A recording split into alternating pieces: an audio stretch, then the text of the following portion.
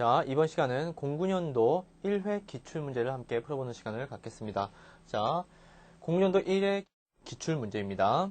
자, 말 그대로 저희가 기출문제를 학생들의 기억을 토대로 했기 때문에요. 자, 데이터나 여러 가지 좀 변환된 부분도 있으니까요. 자, 그런 점들은 여러분들이 양해해 주셨으면 좋겠습니다. 자, 첫 번째 문제. 자, 도로의 기능별 구분 및 곡선 방향을 서술하시오. 자, 역시 우리가 가장 많이 했던 부분이죠. 자, 도로의 구분 중에서 기능별 구분. 저희 앞 글자만 따서 시죽은, 가보 외웠죠. 그리고 주간선, 보조간선, 집산, 국지, 그리고 특수도로. 그리고 옆에 부분 보시면 도로 모퉁이 길이가 있죠. 곡선 방향 같은 말입니다. 15m 이상, 12m 이상, 10m 이상, 6m 이상으로 해서 우리가 적극적으로 1번 문제를 함께 풀어보는 시간을 가졌네요. 자, 2번 문제입니다. 자, 등비 지수 함수를 이용해서요. 기준연도 2009년, 목표연도 2031년의 인구를 구해보겠습니다. 자, 연도는 각각 1999년에서 2004년까지 대략적으로 도표에 나와 있고요. 그리고 또 하나, 지금 연도가 하나 더 있죠. 그래서 2005년에서 09년도까지, 그렇죠. 09년도까지 지금 기재되어 있고요. 각각 그 인구는 단위가 1000명입니다. 그리고 자, 102명부터 해서 168명. 그리고 자, 우리가 가장 중요한 것은 여러분 조건에 보시면요. 지금 계산 과정에 대한 어떠한 몇째 자리에서 반올림하여라 라는 그러한 조건들이 주어지지 않았어요. 그래서 계산 과정에 대한 조건들이 안 나와 있을 경우에는 여러분들이 반드시 풀이 과정에 기재를 해 주셔야 된다는 것 반드시 기억을 하셨으면 좋겠습니다. 자, 그렇다면 등차급수 식 먼저 우리가 확인해보는 시간을 갖겠습니다. 자, 먼저 도표는 연도, 초기 연도와 최종 연도만은 나타나 있죠. 자, 그 외에 나머지 우리가 데이터는 필요가 없는 부분이죠. 그래서 초기 연도 인구와 그리고 최종 연도의 인구만 나와 있고요. 그리고 기준 연도는 2009년, 그리고 목표 연도는 2031년인데 계산 과정에 대한 조건은 없었어요. 그렇기 때문에 지금 기재해 주셔야 된다는 것이죠. 바로 본 계산 과정은 소수점 넷째 자리까지 구하였다. 그렇죠? 반올림이 아니라 까지 그냥 구한 거죠. 그 나머지는 버리는 거죠. 자, 그래서 역시 마찬가지로 밑에 써있죠. 풀이 과정에 반드시 조건을 제시하십시오. 자, 그래서 등차급수를 먼저 구하는데 첫 번째 우리가 인구 증가율 먼저 구해야 되겠죠. 자, n-는 무엇입니까? 바로 2009년 마이너스 1999년, 즉 이 r은 어디에서 다 모든 것이 해결된다? 바로 과거의 인구 통계 자료에서 해결이 된다. 그렇기 때문에 바로 가장 초기 연도에서 최종 연도까지의 경과 연수, 즉 10년이 되겠네요. 그렇죠? 2009-1999. 그래서 P-5는 102가 되겠네요. 그렇죠? 가장 오래된 연도의 인구수. 가장 최근 연도의 인구수 168. 그래서 102분의 168. 그래서 마이너스 1 해서 0.0647. 그렇죠? 넷째 자리까지 구했죠. 자, 그리고 계속해서 자, P5는요. P5는 무엇입니까? 기준연도의 인구이죠. 기준연도의 인구는 기준연도는 2009년이라고 했습니다. 2009년의 인구는 168이네요. 168 가로 열고 1 플러스 R. R은 0.0647. 여러분들이 대입하시면 되겠고요. N은 무엇입니까? 자, N은 기준연도에서 목표연도까지의 경과 연수죠. 자, 그래서 2031-2009 하면 22가 나오나요? 그렇죠. 22가 되네요. 그래서 22를 그대로 대입을 하셔서 하면 407.131이 나오는데, 자, 인구 단위가 무엇이에요? 1000명이죠? 그래서 실질적으로 여러분들이 답에도 407명이라고 적으면 큰일 난다는 거예요. 자, 1000명 단위니까 1000까지 끊어줘야 되겠죠. 그래서 407,131명이다 라고 적어 주셔야 하겠습니다. 그렇죠?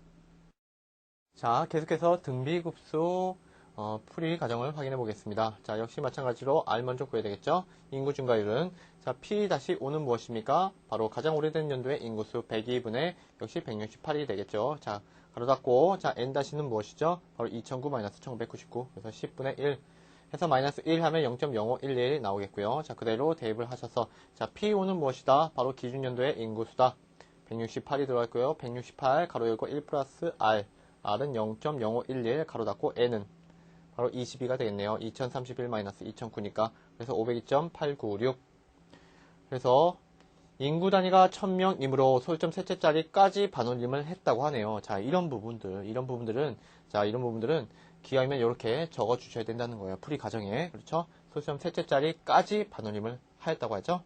자, 그래서 대략적으로 등비급수는 50만 2,896명이다 라고 대략적으로 적어주시면 되겠네요. 자, 지수 함수식에 대한 우리가 풀이 과정을 확인해 보면요. 자, 역시 마찬가지로 우리가 인구 증가율부터 시작을 해볼게요. 자, n-는 무엇입니까? 2009-1999니까 10분의 1, ln 가로 열고 102분의 168이죠. 그래서 0.0498, 0498. 소수점 넷째 자리까지 구한 부분이겠고요. 자, 여기서 바로 우리가 대입을 하셔서, 자, 기준연도 인구가 몇입니까? 바로 2009년이네요. 그렇죠? 2009년 168을 그대로 대입한다면 168 곱하기 2에 바로 R 0.0498 곱하기 n승이죠. n은 무엇입니까? 2031-2009네요. 그래서 22가 나오겠죠. 그래서 502.484가 나오는데 역시 마찬가지로 인구 단위가 1000명이기 때문에 그렇죠. 천인 인구 단위가 1000명이기 때문에 소수점 셋째 자리까지 반올림을 한 것이겠죠. 그렇죠. 자, 까지 반올림 하여라 라는 것은 조건에 주어지지 않았지만 나는 풀이 과정상 이렇게 한다라고 해서 기재를 해 주셔야 된다는 것이죠. 자, 그래서 지수 함수식을 통한 인구 추정 인구는 추정 인구는 바로 50만 2,484명이다 라는 것이죠. 자, 계속해서 세 번째 문제입니다. 자, 도시공원 또는 녹지의 확보 기준을 서술하시오. 그래서 우리가 대략적으로 이 도시공원 또는 녹지의 확보 기준은요, 자, 크게 기준개발 계획과 그리고 이 각각 그 녹지 확보의 기준이 나와 있습니다. 자, 사실 4가지 이상 적어라, 그렇죠? 4가지 이상 적어라 라는 지금 문제 조건들이 지금 여기에는 빠져 있지만요. 자, 4가지 이상 적어라 라는 말들이 나와 있었습니다. 자, 그래서 실적으로 우리는 지금 4가지만 딱 적었습니다. 사실 4가지 그 이상으로 있습니다. 자, 4가지 이상으로 있고요. 자, 이것은 자, 도시공원 및 녹지 등에 관한 법률 시행규칙 별표 2에 나와 있는 부분입니다. 개발계획 규모별 도시공원 또는 녹지의 확보 기준이라고 나와 있고요.